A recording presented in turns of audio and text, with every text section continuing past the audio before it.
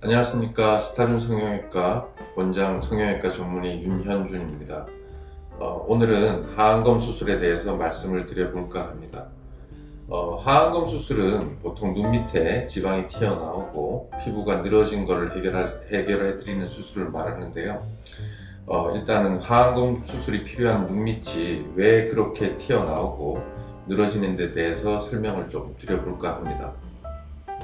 보통 연세가 드시면 눈 밑에 여기가 지방이 조금 튀어나오고 여기 눈 밑에 눈물 고랑이라고 그러죠. 골이 이렇게 생깁니다.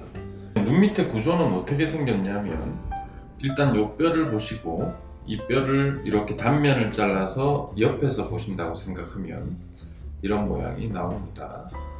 이렇게 뼈가 이렇게 있고 그 다음에 그 안에 안구가 이렇게 들어가 있습니다. 그 다음에 눈꺼풀이 아래 위로 이렇게 있을 거고 피부가 이제 이렇게 연결이 되어 있습니다. 그 다음에 이 안쪽 공간하고 바깥쪽 공간을 구별해 주는 막 같은 게 있고요. 이 라인을 이제 뼈라고 생각하시면 됩니다. 뼈 앞에 시작하는 부위에 뼈하고 피부를 잡아주는 결합 조직이 있습니다. 이게 없으면 피부가 이렇게 처지게 됩니다. 그 다음에 눈꺼풀 밑에는 근육이 이렇게 한 층이 있는데 요게 이제 눈을 감을 때 쓰는 근육입니다. 요게 우리 흔히 말하는 애교살이라고 하는 근육이 요 근육입니다. 그 다음에 여기 이제 안구가 이렇게 들어가 있으면 나머지 공간들이 있는데 그 공간들이 거의 지방으로 차 있다고 생각하시면 됩니다. 우리 왜 박스 포장하실 때 충전재 있잖아요. 그 충전재 역할을 얘네 지방이 해준다고 생각을 하시면 됩니다. 안구가 이렇게 들어가 있는데 공간이 있으면 움직이니까 채워서 고정도 좀 시켜줘야 되고 안구가 이제 딱딱한 뼈에 부딪히면 충격을 받으니까 감싸서 완충 작용도 좀 해줘야 됩니다. 그래서 안구가 앞에서 보이는 면을 제외하고는 뺑 돌아서 이제 뒤까지 거의 지방으로 차 있다고 생각하시면 돼요. 물론 이 공간에 근육도 있고 혈관도 있고 신경도 있고 다 있는데 공간의 한 70% 정도는 지방으로 차 있다고 생각을 하시면 됩니다. 이 상태에서 누워 계시면 이렇게 되니까 안구도 좀 뒤쪽으로 밀릴 거고 지방도 여기 있던 게 안으로 들어가게 됩니다. 그래서 눈밑이 불룩하고 이런 분들도 누워 계시면 많이 좋아집니다. 이 방송을 지켜보시는 분들도 지금 누워서 거울을 보시면 훨씬 눈밑이 좋아지실 겁니다. 근데 그 상태에서 앉아 계시거나 서 계시면 중력 때문에 지방이 밑으로 이렇게 모이게 됩니다. 이 상태에서 안구도 중력을 받으니까 누르겠죠. 그러면 모여 있는데 누르니까 이 센터를 중심으로 해서 뒤쪽에 있는 지방은 다시 뒤쪽으로 들어갑니다. 근데 앞쪽에 있는 건 이제 앞쪽으로 삐져나오겠죠. 근데 예를 들어서 여기가 뚫려 있으면 이게 밑으로 흘러버리니까 증상이 잘 안 생기는데 막혀있고 얘가 받쳐주는 역할을 하니까 삐져나오는 지방이 밀고 나올 수 있는 공간은 여기밖에 없어지는 겁니다. 그래서 눈꺼풀이 이렇게 있고 지방은 이렇게 튀어나오니까 눈 바로 밑에는 불룩해지고 뼈 모양 그대로 골이 이렇게 파여 보이는 겁니다. 그래서 이제 눈밑 때문에 병원에 오시는 분들이 어떤 분들은 눈밑이 나이 드니까 자꾸 튀어나온다고 말씀을 하시고 어떤 분들은 나이 드니까 여기가 자꾸 꺼진다고 말씀을 하시는데 사실 이 부분은 꺼지는 게 아니라 그 위에 부분이 튀어나오니까 경계가 보여서 꺼져 보이게 되는 겁니다. 그래서 우리가 눈꺼풀이 내려가는 방향을 한번 생각을 해보겠습니다. 안구가 이렇게 있고요. 안구가 이렇게 있습니다. 그 다음에 까만 동자가 이렇게 있을 거고요. 그러면 보통 까만 동자하고 흰자 경계 정도까지는 눈꺼풀이 올라와 있어요. 그러면 눈꺼풀이 내려가는 방향을 잘 생각을 해보면 처음에는 이 안구 곡면을 타고 내려갈 거니까 이 방향으로 내려갈 겁니다. 그 다음에 앞에 뼈가 이렇게 튀어나와 있으니까 여기서 안구 곡뼈를 따라서 이렇게 올라올 거고요. 그 다음에 애교살이 살짝 보여야 됩니다. 그래서 눈 밑에 제일 이상적인 라인은 애교살이 살짝 나오고요. 그 밑에 들어갔다가 여기서 광대를 따라서 이렇게 올라와야 이쁜 라인이 되는 겁니다. 그래야 이 부분이 입체감이 생깁니다. 근데 지방이 튀어나오시는 분들은 이렇게 돼버리니까 이 라인 전체가 다 밋밋해질 거고요. 그 다음에 아주 심한 분들은 여기가 더 낮아 보입니다. 그 다음에 애교살이라는 건 아까 근육이니까 누구나 다 있다고 말씀을 드렸는데, 이 애교살이 잘 보이려면 이런 형태가 돼야 얘가 보일 겁니다. 근데 지방이 밀고 나오면서 얘가 얘를 가려버리니까 얘도 잘 안 보이게 됩니다. 그래서 눈 밑에 수술의 목표는 이 라인을 원래대로 만들어 드리는 게 이 수술의 목표입니다. 그러면 1차적인 원인이 이 튀어나온 지방이니까 얘가 해결이 돼야 되고, 그 다음에 우리 하나 생각을 해봐야 될 거는, 풍선을 바람 불었다가 빠지면 쪼글쪼글해지잖아요. 지금은 피부가 이런 늘어난 상태인데 지금은 이렇게 지방이 밀어내고 있으니까 그나마 펴져는 있습니다. 근데 지금 이게 없어지면 이 피부 자체가 풍선 바람 빠진 것처럼 헐렁해지고 쭈글쭈글해지고 주름도 더 생기게 되는 겁니다. 그래서 그럴 때는 피부도 좀 잘라내서 올려 붙여야 되죠. 그래서 하안검 수술은 지방하고 피부를 같이 해결하는 걸 합해서 하안검 수술이라고 그럽니다. 우리 왜 상안검 수술이라고 그러면 눈 위에 피부가 쳐졌을 때 피부를 잘라내는 수술인데요. 그래서 하안검 수술도 눈 밑에 피부만 잘라낸다고 생각하시는 분들이 있는데, 사실 하안검 수술도 메인은 지방 처리가 돼야 됩니다. 지방 처리 안 하고 피부만 잘라내면 아무 소용이 없습니다. 그래서 하안검 수술은 지방과 피부를 같이 해결하는 걸 합해서 부르는 수술이라고 아시면 이해가 빠르실 것 같습니다. 그러면 지금까지 하안검 수술이 어떤 수술인가에 대해서 간략적인 설명을 드렸습니다. 그러면 환자분들이 보통 하안검 수술을 하실 때 걱정들을 하시는 게 몇 가지가 있습니다. 그 중에 가장 대표적인 게, 하안검 수술을 하신 분을 봤는데 여기 눈밑이 이렇게 뒤집어지는 분을 봤어요. 우리가 흔히 안검 외반이라고 그러죠. 안검은 눈꺼풀을 안검이라고 그러고 외반은 바깥쪽으로 뒤집어졌다는 말입니다. 하안검 수술할 때 안검 외반을 생기는 가장 큰 이유는, 환자분들이 일단 누워서 수술을 하시잖아요. 누워서 계시면 앉아 있거나 서 계실 때와 제일 다른 점이, 일단 밑으로 이렇게 잡아당겨진 힘이 누워서는 없어지게 됩니다. 그러면 하안검 수술을 할 때 피부를 잘라내야 되는데, 피부를 자르려고 이렇게 당겨보면 누워 계시면 우리가 앉아 있거나 서 계실 때보다 더 많이 잘라도 될 것 같은 착각이 생깁니다. 그래서 거기에 맞춰서 피부를 잘라내고 봉합까지 하게 되면, 봉합할 때는 아무 문제가 없는데 이제 봉합을 마치고 환자분이 일어서거나 서 계시면 밑으로 잡아당겨지는 중력이 작용을 하기 때문에 그때 이렇게 뒤집어지는 일이 생겨요. 그래서 사실 피부가 하안검 수술을 했는데 여기 눈밑이 이렇게 뒤집어지는 경우는 거의 한 90% 정도는 수술하시는 선생님들의 경험 차이라고 생각을 하시면 되겠습니다. 또 하나, 하안검 수술을 했을 때 환자분들이 조금 불만족이거나 아쉽게 생각하시는 분들의 가장 큰 것 중에 하나는, 하안검 수술을 했는데 애교살이 안 보인다고 말씀을 하시는 분들이 있습니다. 그거는 왜 그러냐면, 애교살이라는 게 아까 눈을 감는 근육이라고 말씀을 드렸는데요. 그게 어떻게 생겨 있느냐면, 눈꺼풀 피부가 이렇게 있으면 그 바로 밑에 아주 종이장처럼 얇게 피부하고 붙어 있습니다. 그러면 하안검 수술을 할 때 피부를 잘라내야 되는데요.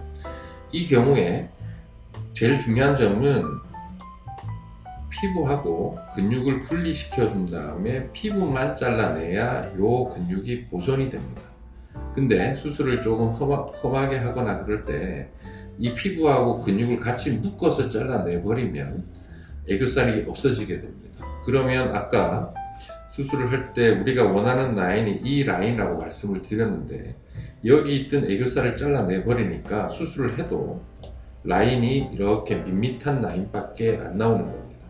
그래서 하안검 수술을 할 때 수술하는 입장에서 가장 큰 팁은 피부와 애교살을 잘 분리시킨 다음에 피부만 잘라내는 게 가장 큰 팁입니다.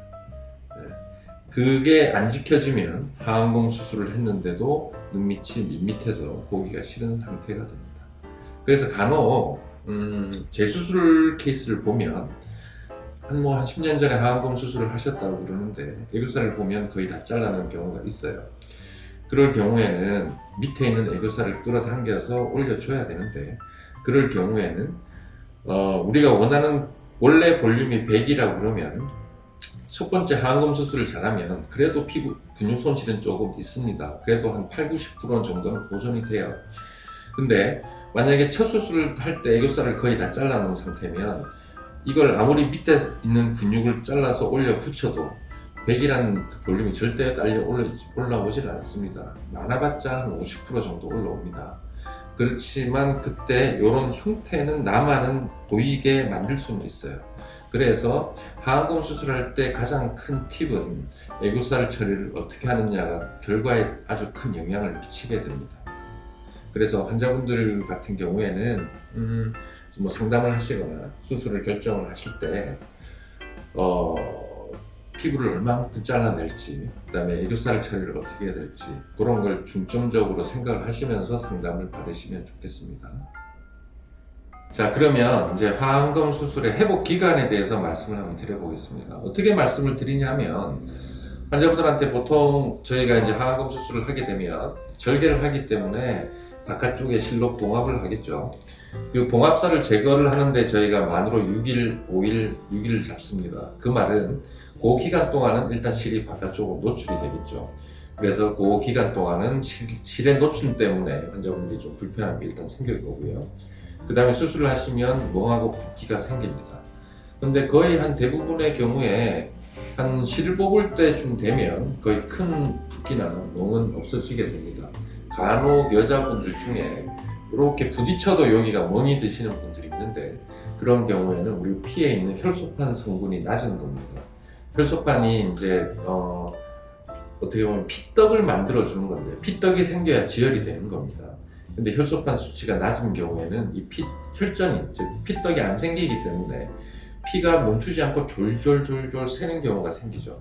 그런 경우에는 조금의 충격에도 모세혈관이 터져서 멍이 심하게 듭니다. 그래서 그런 분들 제외하고는 한 일주일 정도면 큰 멍이나 붓기가 빠지게 되는데 그때부터 여기 눈밑이 안쪽으로 당기는 느낌이 생깁니다. 그게 왜 그러냐면 지방을 처리하기 위해서 여기를 절개를 해서 안쪽으로 이렇게 파고 들어가게 되는데요. 그 파고 들어간 부분이 처음에는 벌어졌다가 이제 아물면서 붓겠죠. 왜 우리 처음에 흉터 생기면 흉터 자체가 좀 쪼그라드는 게 생기는데 그게 당기는 힘이 세져서 그렇습니다. 그게 수술하고 한 일주일 후부터는 눈밑이 안쪽으로 당기는 느낌이 생겨요. 그게 어떤 느낌으로 변화를 하면 처음에는 그 당기는 느낌이 이렇게 올라갑니다. 그 다음에 피크를 찍으면 좋아지기 시작을 해서 이렇게 수술 전하고 크게 변화가 없는 시기까지 가거든요. 요 피크까지가 보통 한 달에서 한 달 반 정도 걸린다고 말씀드립니다. 그러면 요 피크까지 때는 어떤 느낌이냐면 어제보다 오늘이 조금 더 당기고 오늘보다 내일이 조금 더 당깁니다. 그 다음에 피크를 찍으면 어제보다 오늘이 편해지고 오늘보다 내일이 더 편해집니다. 그래서 물론 하루 사이에 변화는 잘 모르시겠지만 일주일 간격으로 생각해 보시면 저번 주보다 이번 주가 조금 더 당기네, 이번 주보다 다음 주가 더 당기고 그 다음에 그 피크를 찍게 되면 저번 주보다 이번 주가 조금 더 편해지고 이번 주보다 다음 주가 조금 더 편해집니다.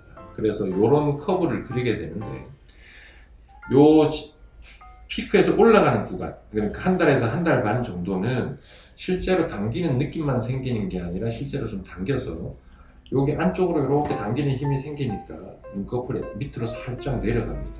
이렇게 아까 뒤집어지는 게 안검 외관이라고 말씀을 드렸는데 뒤집어지는 게 아니라 이 눈 라인이 밑으로 살짝 내려가게 돼요. 그게 이제 한 달에서 한 달 반 정도는 살짝 조금씩 내려가고 그게 이제 당기는 힘이 풀리면 내려갔던 게 조금씩 올라가서 한 3개월 경우에 따라 6개월 정도 가시는 분들도 있겠지만 보통의 한 80-90% 정도의 환자분들은 3개월 정도 지나면 수술 전 라인하고 거의 비슷해집니다. 그래서 환자분들이 수술을 하시기 전에는 남들은 몰라도 내가 느끼는 불편함은 한 3개월은 있을 거다. 그걸 예상을 하시고 수술을 하셔야 됩니다. 제가 저번에도 한번 말씀을 드린 적이 있는데 수술이라는 거는 수술 전과 후가 순간적으로 이동하는 그 포토샵 작업이 아니라 과정이 필요한 과정입니다. 그래서 요 하안검 수술은 최소한 한 3개월 정도는 불편한 게 있으실 거다 생각을 하시고 수술을 하셔야 되고 눈밑이 살짝 밑으로 내려가는 경우에 이게 한 1mm만 내려가도 안구가 공기에 접촉되는 면적이 확 커지게 되기 때문에 좀 건조해질 수 있습니다. 그래서 수술하고 좀 건조해진다는 얘기가 나오는 게 이런 현상 때문에 그렇고, 그런 게 한 3개월 정도는 지속이 될 거고, 아주 심한 경우에는 인공 눈물 같은 게 필요할 수도 있습니다. 그래서 한 3개월 정도는 내가 불편한 게 생기겠구나. 그래서 그런 예상을 하시고 수술을 하셔야 되고, 예를 들어서 뭐 수술하시고 한 달 뒤에 내가 결혼식을 가야 한다, 그런 경우에는 수술을 안 하시는 게 낫습니다. 그래서 항상 수술 전에는 한 3개월 정도의 텀을 두고 중요한 약속을 잡으셔야 되고, 그렇게 계획을 하셔서 수술 계획을 잡으시면 좋겠습니다. 지금까지 하안검 수술에 대해서 원인이 어떻고, 그 다음에 수술을 어떻게 하고, 수술을 할 때 어떤 걸 조심을 해야 되고, 또 수술을 할 때 하고 나서 경과가 어떻게, 회복이 어떻게 이루어지는지, 거기에 대해서 간략적인 설명을 드렸습니다. 그래서 환자분들이 이런 걸 잘 보시고 내가 상담을 받으시고 수술을 결정하시고 회복을 하시면 될 것 같습니다. 감사합니다.